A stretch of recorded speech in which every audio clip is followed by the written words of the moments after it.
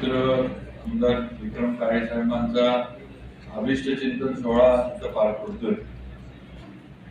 म्हणजे मगाशी जसं संजय बनसोडे साहेबांनी सांगितले की हा शिक्षकांचा कार्यक्रम आणि माझ्या शाळेच्या याच्यामध्ये किंवा विद्यार्थी दशेमध्ये आपण जे म्हणतो माझं आणि शिक्षकांचं फार काही जमलं नाही। म्हणजे मी विद्यार्थीच असा होतो जरा ही सगळी मुलं इथं 100% मार्क घेऊन पास झालेली मुलं आहेत। आता तुम्ही 100% मार्क घेऊन काय करणार आहे माहित नाही मला, कारण मला कसं बसं 42% पडायचे। मी काय करत नव्हते, काय रेकॉर्डला जायचं काय लपवायचं नाही। कधी 42-41% पुढे फार गेलो नाही आणि खरं सांगतो मी प्रयत्न पण केला।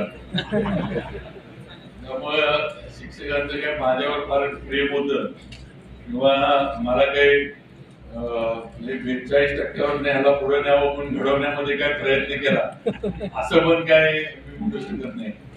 पण हे काय की म्हणजे आज मित्र विक्रम काळे यांचं माझं चांगलं जमतं एवढं तर मी तुम्हाला सांगू शकतो।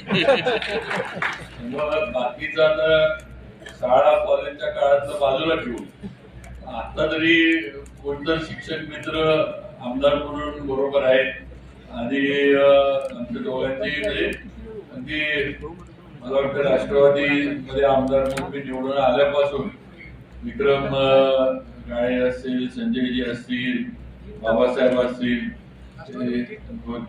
आता माझी 5वी वेळ राष्ट्रवादीच्या 3 टर्म आहे। मला वाटते विक्रम काळे साहेबांच्या आधी मी 1 टर्म मला वाटते निवडून आलो होतो, मग ते विधान परिषदेला निवडून आले आणि त्याचा उल्लेख मगाशी सगळ्यांनी केला, संजयजींनी केला की अजितदादांचे लाडके आमदार विक्रम होते ही वस्तुस्थिती। आम्ही विधान भवनात फिरताना मंत्रालयात फिरताना आम्ही एक सारखा अनुभव घ्यायचो की विक्रम काळे जिथं आहे तिथं अजितदादा 100% असायचे। कारण विक्रम नाही ते म्हणतात ना मॅग्नेटिक इफेक्ट जो असतो, दादा मुंबईमध्ये असले की विक्रमजी तिथंच कुठेतरी असणार, फार लांब काही तिथनं जाणार नाही, जवळजवळ असणार। दादा मुंबईमधनं दौऱ्याला गेले तरच मला वाटते विक्रमजींची आणि दादांची जोडी जी आहे किंवा जोडगोळी जी ती तेवढ्यापुरती तुटायची असं म्हणावं लागेल। माझ्या वाढदिवसाची तारीख असते आणि त्या दिवशी आपण हा गुणगौरव सोहळा घेत असतो, परंतु 1 जुलैला अधिवेशन सुरू असल्यामुळं आणि ज्यांच्यामुळं मी त्या विधान परिषद सभागृहामध्ये पोहोचलेलो आहे त्या माझ्या शिक्षक कर्मचारी बांधवांचे प्रश्न सभागृहात मांडणं हे मला पहिलं प्राधान्य वाटलं आणि म्हणून मी माझ्या सर्व सहकार्यांना सांगितलं की आपण अधिवेशन झाल्यावर हा कार्यक्रम घेऊ। तारीख काय आपली जन्मतारीख बदलणार नाही, परंतु सोहळ्याची तारीख बदलणं आपल्या हातामध्ये आहे। त्यामुळे त्यांना म्हटलं की आपण 11 तारखेला 10 तारखेला अधिवेशन संपतंय, 11 तारखेला हा कार्यक्रम घेऊ। म्हणून हा आज कार्यक्रम या ठिकाणी होतोय आणि आज या निमित्तानं खरं म्हणजे योगायोग आहे। सहकार मंत्री बोलायचं मी आभार मानेन की त्यांनी आम्हाला गिफ्ट दिलेली आहे। आज आमच्या मराठवाड्यामध्ये माझ्या मतदारसंघामध्ये 8 जिल्हे 76 तालुके येतात, परंतु आज लातूर जिल्हा आज सहकार क्षेत्रामध्ये एक वेगळा पॅटर्न म्हणून नावाजलेला जिल्हा आहे। त्या जिल्ह्याला आवश्यक असलेलं सहकार भवनाची 21 कोटी रुपयाची नूतन इमारत आज आम्हाला सहकार मंत्री महोदयांनी दिली आणि त्याचं सुद्धा भूमिपूजन आज आदरणीय राजे साहेबांच्या हस्ते आणि मान्यवरांच्या उपस्थितीत त्या ठिकाणी झालेला आहे।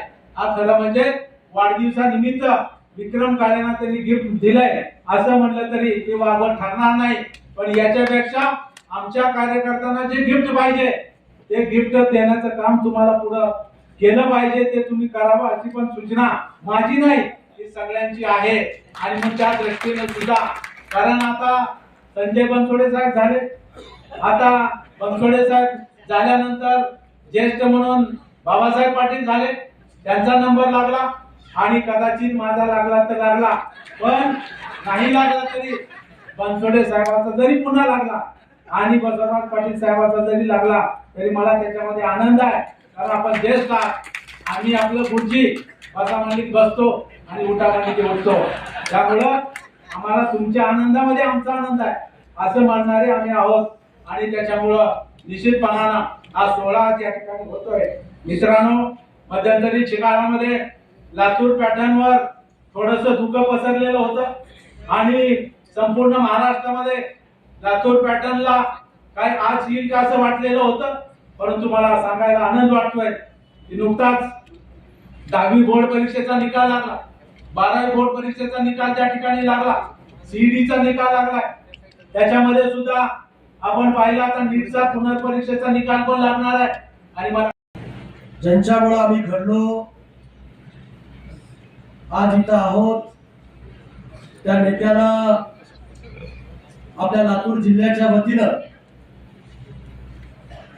खरं तर 22 तारखेला त्यांचा वाढदिवस असतो. आता आपल्याला जयंती साजरी करण्याची आपल्यावरती वेळ त्या ठिकाणी आली आहे. आणि म्हणून जड अंक करणार तुम्हा सर्वांच्या वतीनं दादाने या ठिकाणी अभिवादन या ठिकाणी करतो. आणि आपले लोकनेते वसंतराव काळे साहेबांना सुद्धा या ठिकाणी मी अभिवादन करतो. आणि आज विक्रम बाप्पा यांना सुद्धा माझ्या परिवाराच्या वतीनं, माझ्या विधानसभा मतदारसंघाच्या वतीनं आपण टाळ्याचा गजर करून आपण त्यांना शुभेच्छा या ठिकाणी आपण देऊया. आणि आदरणीय पाटील साहेबांनी तर राज्यामध्ये जे 17 विधान परिषदेमध्ये आमदार म्हणून निवडून द्यायचे होते, जे 6 आमदार बिनविरोध आले होते, 11च्या निवडणुका झाल्या. त्या 11मध्ये आतापर्यंतच्या महाराष्ट्राच्या इतिहासामध्ये सगळ्यात जास्त मताने निवडून येणारे आदरणीय बसवराज पाटील साहेब आहे. त्यांना सुद्धा आपण मनपूर्वक या ठिकाणी शुभेच्छा या ठिकाणी आपण देऊया. मित्रांनो, लोकनेते स्वर्गीय अजितदादा पवार साहेब यांचं शिक्षकासाठीचं कार्य तुम्हाला सर्वांना माहिती आहे की ज्या वेळेस बाप्पा, कारण बाप्पा अतिशय दादांचे लाडके बाप्पा होते. कारण प्रत्येक वेळेस आम्ही पाहत होतो, तो योग माझ्या नशिबामध्ये त्या ठिकाणी आला की ज्यावेळेस मी आमदार झालो, राज्यमंत्री झालो, कॅबिनेट मंत्री झालो, मला दोन्ही सभागृहामध्ये जाण्याची संधी त्या ठिकाणी होती. त्यावेळेस मी बाप्पाचं काम जवळून मी त्या ठिकाणी पाहिले. ज्यावेळेस मी विधान परिषदेच्या सभागृहामध्ये असायचो त्यावेळेस दादा सुद्धा त्या ठिकाणी सभागृहाचे नेते म्हणून त्या ठिकाणी काम करत होते.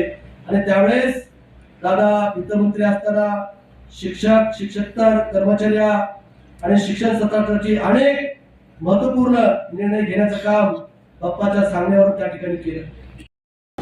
काय सांगाल अजितदादा पवार यांच्या जयंतीनिमित्त आणि आमदार विक्रम काळे जे मराठवाड्याचे शिक्षक आमदार आहेत त्यांच्या वाढदिवसाच्या निमित्तानं तुम्हा सर्व गुणवंतांना बोलावून पालकांसह तुमचा सत्कार केलेला आहे. काय प्रतिक्रिया आहेत, काय व्हायचं भविष्यामध्ये, काय वाटतं? नमस्कार, मी संस्कार रमेश राऊतराव. मी येथे 10वीमध्ये 100% गुण मिळाल्यामुळे सत्कार समारंभासाठी आलो होतो. विक्रम भैया काळे आणि आपले अजित पवार यांच्या जयंतीनिमित्त आणि विक्रम भैया काळे यांच्या वाढदिवसानिमित्त इथे सत्कार ठेवण्यात आलेला आहे. खरंच आम्हाला या सत्कारामुळे खूप प्रेरणा भेटते. मला 10वीमध्ये 100% मिळाले होते. पुढे मी JEE मेन्स आणि ॲडव्हान्ससाठी विद्याराधनाच्या IIT बॅचमध्ये शिकत आहे सध्याला. सध्या मी यशाची पहिली पायरी तर चढलो आहे, पण पुढच्या शिक्षणासाठी ह्या अशा सत्कारांमुळं खरंच प्रेरणा मिळते. मी 10वीपर्यंत शिक्षण ज्ञानप्रकाश शाळेमध्ये केलं. मी माझ्या यशाचं सर्व श्रेय माझ्या आईवडिलांना, कारण तेच प्रथम गुरु असतात. आणखी शाळेतील सर्व शिक्षकांना, जसे Narhare sir, Narhare madam, Ashok sir, Patil sir, Pathak madam, या सर्वांना देतो. यानंतर मी पुढे IITला जाण्याची तयारी करत आहे आणि त्यानंतर UPSC देण्याचा पण ॲडमिशन आहे विद्याराधना अकॅडमी. पुढे काय व्हायचं, काय उद्देश ठेवला आहे आयुष्यात? पहिल्यांदा इंजिनियर व्हायचं, IIT इंजिनियर, आणि नंतर UPSCची तयारी करायची. हां.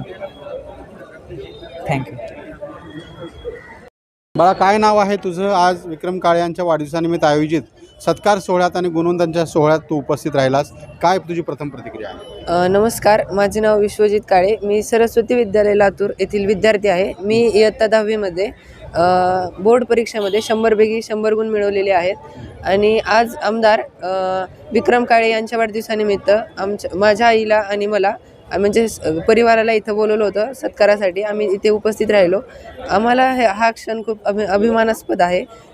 मी आता सध्या 11वीमध्ये विज्ञानसाठी राजर्षी शाहू महाविद्यालयामध्ये प्रवेश घेतलेला आहे आणि मी नीटची तयारी करत आहे. मला नंतर डॉक्टर बनायचं आहे आणि मला माझ्या आईवडिलांचे स्वप्न पूर्ण करायचे आहेत. इतकंच की माझ्या आईवडिलांचे स्वप्न पूर्ण करायचे आहेत. आणि काय करतात बाळा तुझे वडील? काय करतात? माझे आईवडील शेतीच करतात आणि माझं गाव शिराळा आहे, लातूर तालुका, जिल्हा पण लातूर आहे. कुठलं स्पेशलायझेशन करायचं डॉक्टरमध्ये? न्यूरोलॉजिस्ट. न्यूरोलॉजिस्ट.